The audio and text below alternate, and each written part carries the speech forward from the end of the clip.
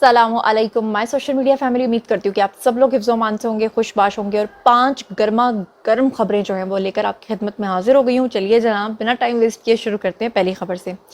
तो जैसे कि आपको पता होगा कि प्रीवियस व्लॉग्स अगर आपने मेरे नहीं देखे तो 2-3 व्लॉग्स अगर आप पीछे जाएंगे तो उसमें मैंने आपको एक बहुत बड़ी साजिश बताई थी, जिसमें मैंने आपको बताया था कि नरेंद्र मोदी जो कि भारत के वज़ीर आज़म हैं, उन्होंने 2019 के मार्च में जब नियाज़ी साहब की हुकूमत थी उस वक्त एक बयान दिया था पाकिस्तान के ख़िलाफ़, जिसमें उन्होंने ये कहा था कि अब हमें पाकिस्तान को गिराने की ज़रूरत नहीं है, पाकिस्तान अपने वज़न पर ख़ुद गिर जाएगा, हमें सिर्फ मौशी तौर पर तरक्की करनी है और हमने अपने मुल्क के अंदर एक ऐसी जो हवा है वो बना दिया है पाकिस्तान के ख़िलाफ़ कि अब खुद ब खुद पाकिस्तान अपने बल पर गिरेगा।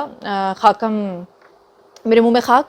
लेकिन क्योंकि ये उस वक्त नरेंद्र मोदी ने बयान दिया था और उन्होंने कहा था कि हमें अमेरिका के साथ अपनी मौशी तरक्की को इतना आगे बढ़ा देना है कि पाकिस्तान बहुत पीछे रह जाएगा। उस वक्त नियाज़ी साहब की हुकूमत थी, नियाज़ी साहब जो है उस वक्त वज़ीर आज़म थे, लेकिन अफसोस की बात यह है कि इतनी बड़ी नालायक काबीना में किसी ने नियाज़ी साहब को ये बात नहीं बताई थी कि आपने इसके ऊपर अपना कोई रद्द अमल देना है या आपने मोदी की तकरीर को कंडेम करना है। चलो वो तो गलती उनसे हुई और 2019 की बात है, लेकिन आज की बात करते हैं।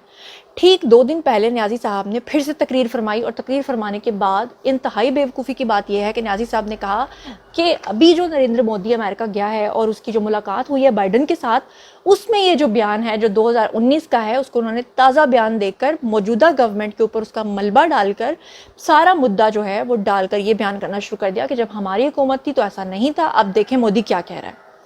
जब हमने अपने व्लॉग के ज़रिए और तमाम सोशल मीडिया पर इस आवाज़ को उठाया और हमने नियाज़ी साहब को बताया कि नियाज़ी साहब, तकरीर आपको कभी भी कहीं पर भी आती है, आप तकरीर कर देते हैं, लेकिन बराए मेहरबानी आप उसकी पहले जांच पड़ताल कर दिया करें कि वो खबर सही भी है या नहीं है, ये खबर गलत है, ये खबर 2019 की है जब आप खुद वज़ीर आज़म थे। लेकिन नियाज़ी साहब कहते हैं कि सच्चाई को मैं मान ही नहीं सकता। नियाज़ी साहब जो हैं, अब ये गुज़श्ता रोज़ यानी कि जब तक आप ये व्लॉग देख रहे हैं एक दिन गुजर चुका होगा, अदालत के अंदर गए, उनकी पेशी थी, लेकिन वहाँ पर बैठकर उन्होंने फिर से वही वाली तकरीर फरमा दी। और मज़े की बात यह है कि वकला को कह रहे हैं कि मोदी ने देखा है अभी ताज़ा तरीन क्या बयान दिया है जिसके ऊपर मैंने तकरीर फरमाई है। और मज़े की उससे भी बड़ी बात यह है कि वहाँ पर जो उनके वकला हजरात थे उनमें से किसी एक ने भी उनकी तस्दीक नहीं की, किसी एक ने भी उनको ये नहीं कहा कि नियाज़ी साहब तुम गलत कह रहे हो, क्योंकि जो उनके पैरोकार है वो कहते हैं वाह वाह नियाज़ी साहब तुम सच कह रहे हो।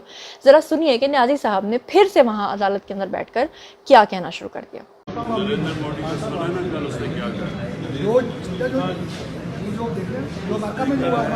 कि पाकिस्तान की तरफ फिक्र ना करो, वो अपने बोझ पे गिरो। यही शर्म की बात है कि जवाब आप दे रहे हैं, गवर्नमेंट कोई जवाब नहीं दे रहा। जो गवर्नमेंट का पैसा बाहर पड़ा वो किधर से जवाब लंदन में मेरा भी पैसा पड़ा होता है $1-2 अरब, मैं भी ना जवाब। जी, तो जनाब अली आपने सुना, इसका मतलब यह है कि नियाज़ी साहब और उनके फॉलोअर्स कभी भी सच्चाई को नहीं मान सकते। अल्हम्दुलिल्लाह, अल्लाह का शुक्र अदा किया करें कि अल्लाह ने हमें यूथिया नहीं बनाया, क्योंकि अगर बनाया होता तो हम अपनी अकल से काम कैसे लेते। अब चलते हैं जी इंतहाई ज़रूरी पॉइंट नंबर 2 की तरफ कि यूथिया हो तो उसका सिर्फ आप सॉफ्टवेयर अपडेट कर सकते हैं। सिर्फ एक कामयाबी के साथ अगर आप कोई काम कर सकते हैं तो वो सिर्फ और सिर्फ उसका सॉफ्टवेयर अपडेट करना है। अब जनाब अली आपको याद होगा कि गुज़श्ता अगर आपने 2-3 पहले मेरे व्लॉग्स देखे हैं तो उसमें मैंने अकेली ने ये आवाज़ उठाई थी, जिसमें मैंने आपको ये बताया था कि एक शख्स जो कि ओवरसीज़ यूथिया था वहाँ पे बैठ के उसने एक बकवास की, उसने एक वीडियो बनाया। तो ओवरसीज़ यूथिया ने बकवास की और उसने कहा कि जनरल बाजवा जो अपनी मिसेस के साथ जो है वो सैर करने के लिए गए हुए थे, तो उसने कहा कि वहाँ पर वो गाड़ी में बैठी हुई थी और बाजवा साहब उनको छोड़कर कहीं गए और पीछे से उनको किसी ने गिरफ्तार कर लिया, उनको अगवा कर लिया, जो कि एक इंतहाई तशवीशनाक खबर थी। और उसके बारे में सबसे पहले आवाज़ उठाने वाली मैं थी और मैंने कहा था कि अगर ये खबर सच है तो ये छुपाई क्यों जा रही है, और अगर ये खबर झूठी है तो फिर इस शख्स का सॉफ्टवेयर अपडेट होना चाहिए। और मज़े की बात यह है कि हमारी आवाज़ उठाने का फ़ायदा ये हुआ कि उस ओवरसीज़ यूथिया को ना सिर्फ ढूंढ लिया गया बल्कि उसका सॉफ्टवेयर कामयाबी के साथ इंस्टॉल भी हो गया और अपडेट भी हो गया। अब मैं आपको उसकी थोड़ी सी तफसीलात बताऊंगी कि उस शख्स का नाम जो है वो नवीद खान निकला है और नूरुल अमीन का वो बेटा है। माशाल्लाह, क्या नूर साहब होंगे जिन्होंने ऐसा, नूर तो बड़ी नूर होता है, मेरे ख्याल से वो नूर के चक्कर में कुछ और फेंक रहे थे और बदले में लंगूर पैदा हो गया। और ये जो शख्स हर्जा सराई कर रहा था, ये जो बकवास कर रहा था बाजवा साहब की मिसेस के बारे में, इस शख्स का ताल्लुक अमेरिका से निकला है और ये मिशिगन में बैठा हुआ बकवास कर रहा था। मैं चाहती हूँ क्योंकि जिन लोगों ने नहीं ये वीडियो देखा तो वो देख लें कि वो जनरल बाजवा की बीवी के बारे में क्या कह रहा था, और फिर उसका कामयाबी के साथ सॉफ्टवेयर अपडेट होने के बाद सुनिए कि वो क्या बकवास कर रहा है और किस तरह से कन्फेशन कर रहा है और किस तरह से वो इन सारी चीज़ों को कंडेम कर रहा है। باجوہ کی بیوی کو نامعلوم افراد نے اٹھا لیا ٹرکی سے. یہ فرانس سے ٹرکی گئے تھے. بندی انتظار کر رہی تھی گاڑی میں باجوہ کا. باجوہ آیا واپس, گاڑی میں وہ نہیں تھی. خیر یہ رپورٹ کروانے گیا ہے پولیس اسٹیشن, لیکن وہاں کا قانون ہے کہ بھائی اگر بندی یا بندہ بالغ ہو تو 4 دن انتظار کرنا پڑتا ہے. اگر وہ واپس آ گئے تو ٹھیک, نہیں آئے تو پھر رپورٹ درج ہوتی ہے, پھر انویسٹیگیشن ہوتی ہے کہ بھائی کہاں گئے یہ لوگ. تو میں خوشی کا اظہار نہیں کروں گا اس میں, اس لیے کہ یہ ایک عورت ہے. السلام علیکم, میرا نام نوید خان ول نور الامین ہے. میں گزشتہ 13 سالوں سے امریکہ کے شہر مشیگن میں قیام پذیر ہوں. گزشتہ دن میں نے کسی کے بہکاوے میں آ کر ایک ویڈیو اپلوڈ کی تھی جس میں اداروں کی تضحیک کی گئی تھی. میں اس غلطی پر شرمندہ اور معذرت خواہ ہوں کیونکہ میری وجہ سے اداروں کی تضحیک ہوئی ہے. اس کے علاوہ میں نے کبھی شہداء کی اور نہ ہی کبھی اداروں کے سربراہان کی تضحیک کی اور نہ کروں گا. میں اپنے ملک سے پیار کرنے والا شہری ہوں اور اپنے ملک سے محبت کرتا رہوں گا. پاکستان زندہ باد. جی تو جناب علی آپ نے دیکھ لیا کہ کامیابی کے ساتھ سافٹ ویئر جو ہے وہ اپڈیٹ ایسے ہوتے ہیں. اب ہم چلتے ہیں جی اگلی خبر کی طرف. اب آپ کو دیتی ہوں جی خبر نمبر 3, اور اس میں آپ کو بتا دوں کہ کچھ عرصہ پہلے آپ کو پتا ہے میں اپنے ولاگز میں یہ بات آپ کو بتا چکی ہوں کہ جو صدر عارف علوی ہیں وہ اپنے ساتھ اپنے خاندان کے 25 لوگوں کے ساتھ جو ہے وہ حج کرنا چاہتے تھے. اس کے بعد آپ کو یاد ہوگا کہ ہم نے آپ کو بتایا تھا کہ جو صدر عارف علوی ہیں وہ چاہتے ہیں کہ 25 افراد جو ہیں وہ حکومتی خرچے کے اوپر جائیں اور جا کر اپنا حج کریں. لیکن پھر اس کے بعد آپ نے دیکھا کہ جیسے ہی سب لوگوں نے ان کے بارے میں آواز اٹھانا شروع کی اور کہا کہ پاکستان کے حالات کس طرح کے جا رہے ہیں اور ایسی صورتحال میں حکومتی خرچے کے اوپر حج کرنا یہ مناسب نہیں ہے, تو لگتا ہے کہ عارف علوی صاحب تک یہ بات پہنچ گئی اور ان کو شاید کہیں نہ کہیں یا تو احساس ہو گیا یا ان کو پتہ چل گیا کہ مجھے ٹرول کیا جائے گا.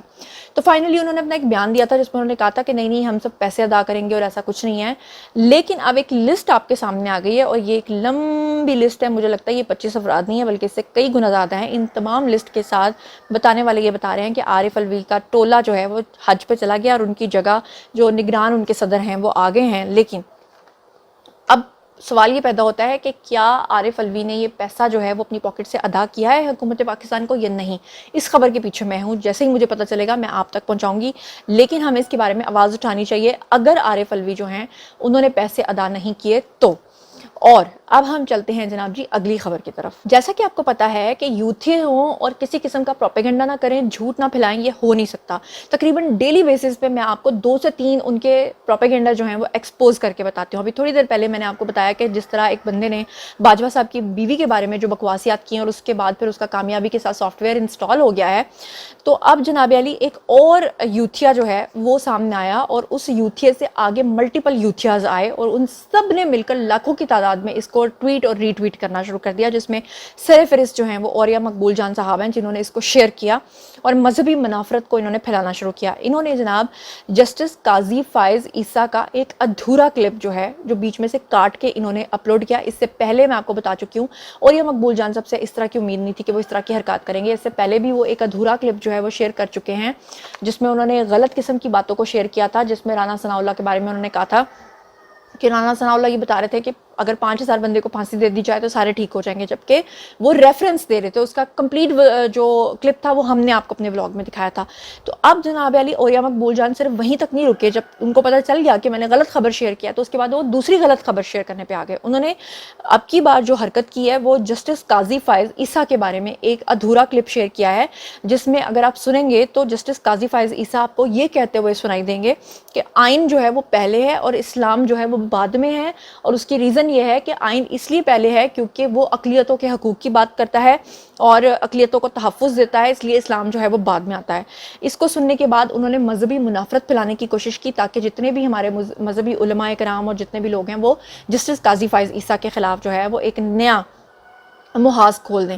تو میں آپ کو ان کے 2 منٹ اور 20 سیکنڈ کا کلپ سنوانا چاہتی ہوں کیونکہ آؤٹ آف دی کانٹیکسٹ اگر آپ اس بات کو سمجھیں گے تو یہ ٹوٹل غلط بات ہے. اور جہاں تک بات رہی کہ جسٹس قاضی فائز عیسیٰ ہوں, بندیال ہوں یا کوئی اور ہوں, اگر کوئی غلط بات کرے گا تو اس کو ہم نے کنڈیم کرنا ہے, اگر کوئی صحیح بات کرے گا تو اسے ہم نے سپورٹ کرنا ہے. تو افسوس کے ساتھ کہنا پڑتا ہے کہ اس طرح کے جھوٹے پروپیگنڈے جو ہیں وہ روزانہ کی تعداد میں، لاکھوں کی تعداد میں ویڈیوز کو ٹویٹ اور ری ٹویٹ کر کے شیئر کیا جاتا ہے اور پھیلایا جاتا ہے، اور افسوس کے ساتھ ہمارے جو پاکستانی عوام ہے یا جو اوورسیز بیچارے کچھ ایسے معصوم یوتھیے بھی ہیں جن کو نہیں پتہ ہوتا اور وہ اس طرح کی چیزیں دیکھتے ہیں اور ان کا دل اور خراب ہوتا ہے اور وہ سمجھتے ہیں کہ یہی سچ ہے، جبکہ وہ سچ نہیں ہوتا. اسی لیے میں کہتی ہوں کہ میرا ولاگ آپ کے لیے ایک آکسیجن کا کام کرتا ہے. جیسے ایک بندہ آکسیجن کے بغیر مر جاتا ہے، اسی طرح جب تک میں آپ کو یہ ایکسپوز نہ کر دوں ساری چیزیں، آپ کو بھی نہیں پتہ چلتا کہ کون سی بات سچ ہے اور کون سی بات جھوٹی ہے. تو ذرا آپ کی کلپ دیکھیے جو انہوں نے شیئر کیا چند سیکنڈز کا، اور اس کے بعد اصل کلپ دیکھیے جو انہوں نے 2 منٹ اور 20 سیکنڈ کا کہا ہے. خود ہی سن لیجیے.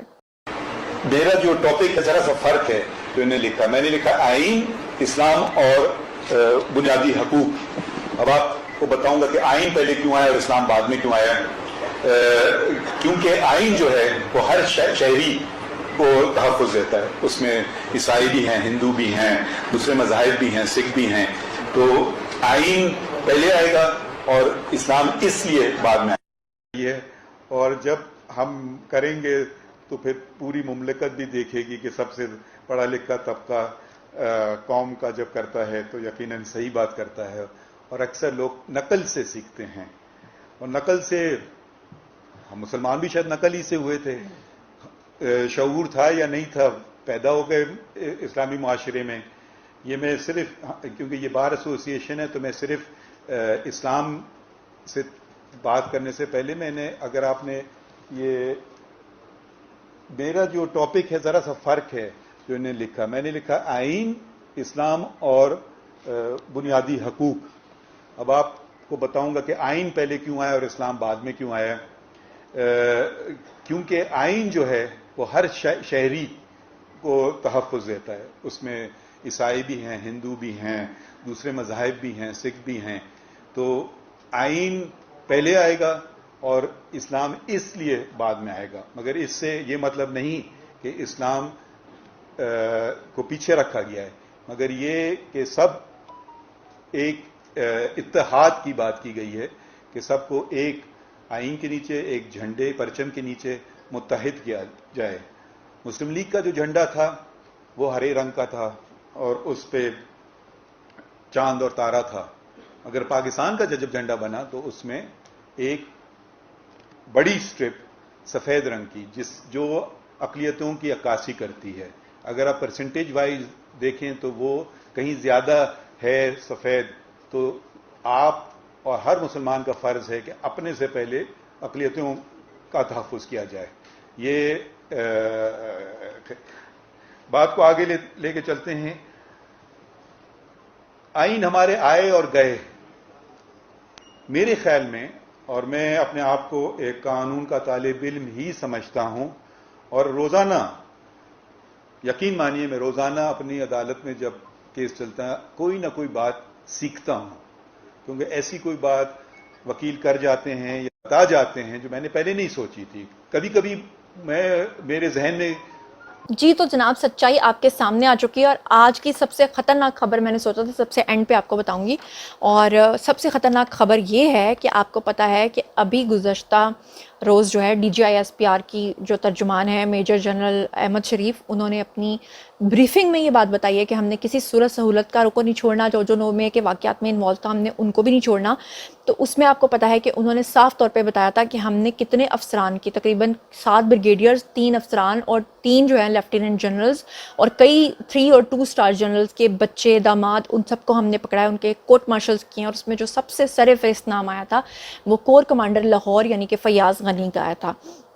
لیکن آج میں نے آپ کو فیاض غنی صاحب جن کا کورٹ مارشل ہو چکا ہے ان کے بارے میں ایک ایسی بات بتانی ہے جو سننے کے بعد آپ کے پیروں سے زمین نکل جائے گی. کیا آپ جانتے ہیں کہ جو جنرل فیاض غنی ہیں ان کے جو سسر ہیں، کیونکہ آپ کو پتہ ہے کہ جنرل فیاض غنی کو ان کی مسز نے مروایا ہے، ان کی بیوی نے مروایا ہے. اور بیوی نے اس طرح سے مروایا ہے کہ آپ کو پتہ ہوگا کہ ان کی بیوی کی آڈیو کال لیک ہوئی تھی. ان کے گھر کی خواتین تھی، کچھ رشتہ دار جن کے ساتھ وہ بات چیت کر رہی تھیں، اور اس میں وہ گالیاں نکال رہی تھی جنرل عاصم منیر کو. اور اس کے بعد یہ فیصلہ کیا گیا کہ ان کے خلاف جو ہے وہ سخت کارروائی ہوگی.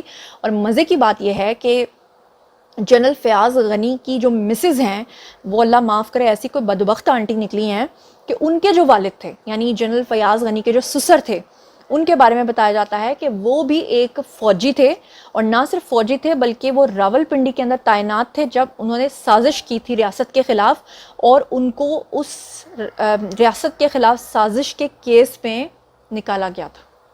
یعنی مجھا دیاں پہنا ہوندیاں نے, یعنی کہ فیاض غنی صاحب کی جو مسز ہیں انہوں نے سوچا کہ میرا ابا جڑا ہے نا وہ کڈیا گیا سی تو میرا بندہ کیوں رہ جائے, اور اب یہ ان کی لیگیسی بن چکی ہے کہ ان کے خاندان کے جو مرد حضرات ہیں ان کا کورٹ مارشل ہوتا ہے. یعنی کہ فیاض غنی کی جو مسز ہیں ان کے والد کا بھی کورٹ مارشل ہوا, اور ان کے اپنے شوہر کا بھی اب کورٹ مارشل ہو گیا ہے.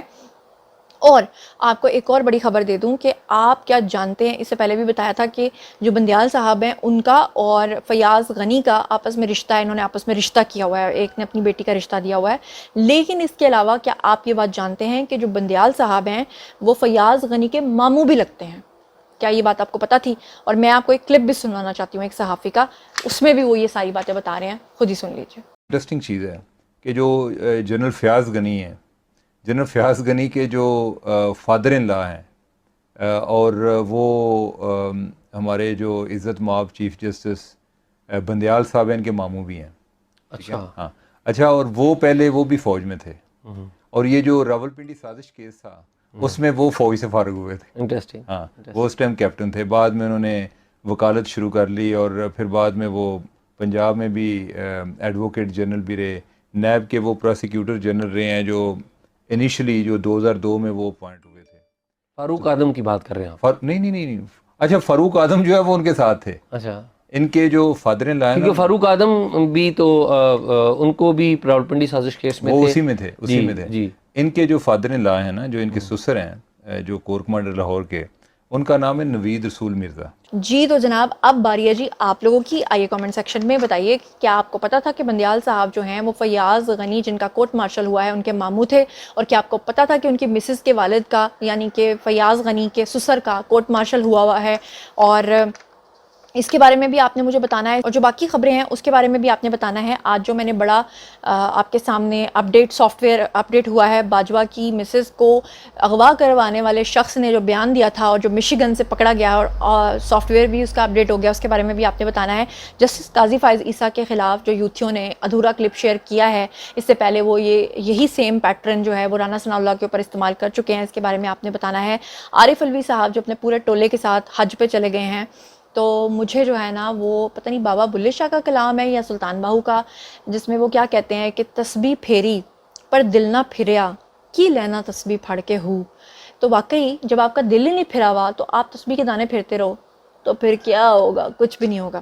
تو جناب علی اس کے بارے میں بھی آپ نے مجھے بتانا ہے. اور نیازی صاحب عدالت کے اندر جا کر پھر سے وہی پرانا 2019 کے کلپ کے بارے میں اس کو نیا تبصرہ بنا کر وہاں بیچارے وکیل بھائیوں کو بھی پاگل بنا رہے تھے, تو اس کے بارے میں آپ کا کیا کہنا ہے؟ ان تمام خبروں کے بارے میں آپ جو کچھ بھی سوچتے سمجھتے ہیں آئیے کمنٹ سیکشن میں شیئر کیجیے, پرسنلی جواب دوں گی. مزید خبریں, ولاگز, انٹرویوز اور سیاسی تجزیے جاننے کے لیے میرے سے کنیکٹڈ رہنا ہرگز مت بھولیے گا. چینل کو سبسکرائب کر لیجیے گا, اپنا بہت خیال رکھیے گا. اللہ نے کے بان.